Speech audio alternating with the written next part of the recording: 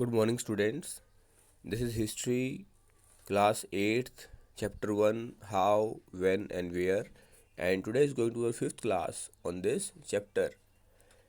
अंग्रेज़ों ने हमारे देश पर लगभग 200 वर्ष तक शासन किया और उनका मानना था कि कोई भी कार्य है, कोई भी योजना है, नीति है, निर्णय है या समझौता है, उसे लिखा जाए, उसका रिकॉर्ड बनाया जाए, उस पर बहस की जाए और फिर उसके संबंध में उसे कार्य रूप दिया जाए, उसे इम्प्लीमेंट किया जाए। तो हमारे पास लगभग 250 वर्ष के इतिहास के बारे में जानने के लिए हमारे पास अंग्रेज़ों के प्रशासनिक दस्तावेज, मेमोज, नोटिंग्स, रिपोर्ट्स उपलब्ध है, जिससे हम अंग्रेज़ों के शासन की जो कार्यप्रणाली है उसके बारे में समझते हैं।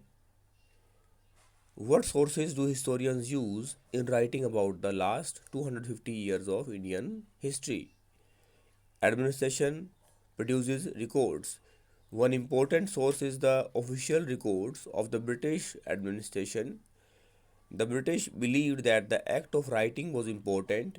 Every investigation plan, policy, decision, agreement, investigation had to be clearly written up. Once this was done, things could be properly studied and debated. This conviction produced an administrative culture of memos, notings and reports. हमारे देश के 250 वर्ष के इतिहास के बारे में जानने के लिए अंग्रेज़ों के द्वारा तैयार किए गए ये प्रशासनिक दस्तावेज बहुत लाभदायक है। The British also felt that all important documents and letters needed to be carefully preserved, so they set up record rooms attached to all administrative institutions, the village tahsildar's office, the collectorate, the commissioner's office, the provisional secretariats, the law courts all had their record rooms. Specialized institutions like archives and museums were also established to preserve important records.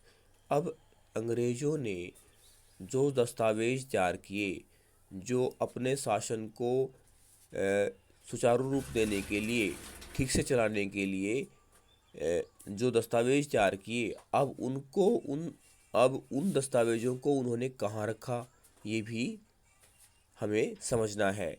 तो अंग्रेज़ों ने जो भी प्रशासनिक office था, दफ्तर था, जैसे गांव में तहसीलदार का ऑफिस, कलेक्टोरेट, कमिश्नर का ऑफिस और जो प्रांतीय सचिवालय है, लॉ कोर्ट है, जहाँ कहीं भी प्रशासनिक आवागमन होता था, एक दस्तावेज एक ऑफिस से दूसरे ऑफिस जाता था, तो उन्होंने क्या किया, इन प्रशासनिक ऑफिसेज के साथ ही रिकॉर्ड रूम सेटअप कर दिए ताकि इन दस्तावेज़ों को सुरक्षित तरीके से रखा जा सके।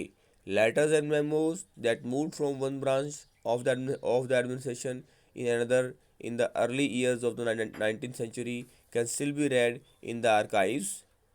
You can also study the notes and reports that district officials prepared or the instructions and directives that were sent by officials at the top of provincial administrators.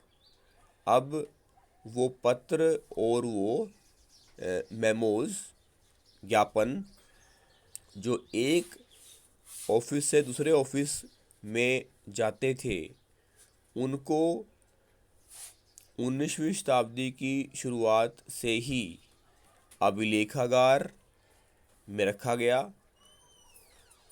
और इनको आज भी हम पढ़ सकते हैं, इन सूचनाओं को पढ़ सकते हैं, इन निर्देशों को पढ़ सकते हैं और उनके अंग्रेज़ों के प्रशासन के बारे में जानकारी प्राप्त कर सकते हैं। In the early years of the 19th century, There were documents were clearly copied out and beautifully written by calligraphists, that is, by those who specialize in the art of beautiful writing. By the middle of the 19th century, with the spread of printing, multiple copies of these records were printed as proceedings of each government department. 19वीं शताब्दी की शुरुआत से ही इन दस्तावेजों को सुलेखन विधि में जो पारंगत थे, सुलेखन विधि में जो सक्षम लोग थे, उनके द्वारा इन दस्तावेजों को लिखवाया गया। और 19वीं शताब्दी के मध्य में हम देखते हैं कि जब मुद्रण संस्कृति, प्रिंट कल्चर आई, तो इन दस्तावेजों की प्रतिलिपियां भी तैयार की गई। यहाँ हमें ये समझना है कि जो नेशनल आर्काइव्स ऑफ इंडिया है, जो राष्ट्रीय अभिलेखागार है, जो 20वीं शताब्दी के दूसरे दशक में सामने आया, वो न्यू दिल्ली में है। और नेशनल म्यूज़ियम, राष्ट्रीय संग्रहालय, वो भी न्यू दिल्ली में ही है। थैंक्स।